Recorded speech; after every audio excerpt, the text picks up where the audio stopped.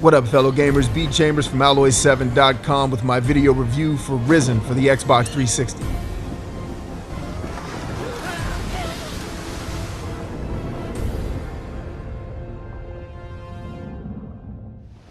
Man, talk about a game that has more flaws than you'll know what to do with. But still, I found myself having a good time when I played Risen. The categories of gamers that are going to enjoy this game the most are explorers, strategists, and audiophiles.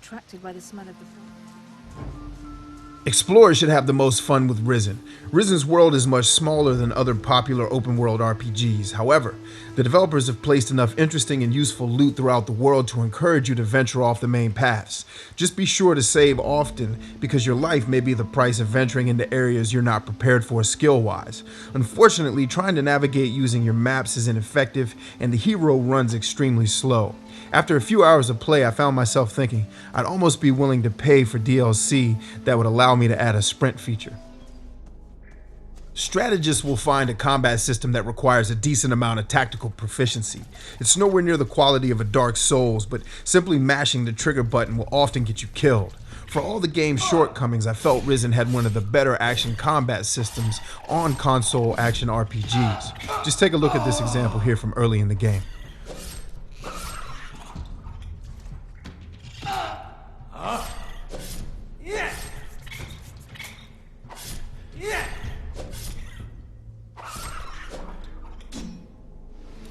Audiophiles will be treated to an outstanding ambient soundtrack that fits the mood and feel of the game near perfectly.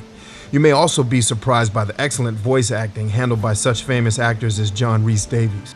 Is it your habit to walk into places unannounced? Who are you? Gamers most likely to be disappointed by Risen are builders, bookworms, and visualists. Builders will most likely be put off by Risen's leveling and customization system. To the game's credit, it affords you many options for building your hero to your liking. Unfortunately, as with most Western RPGs, there's a level cap that hinders you from maxing out what's available to you.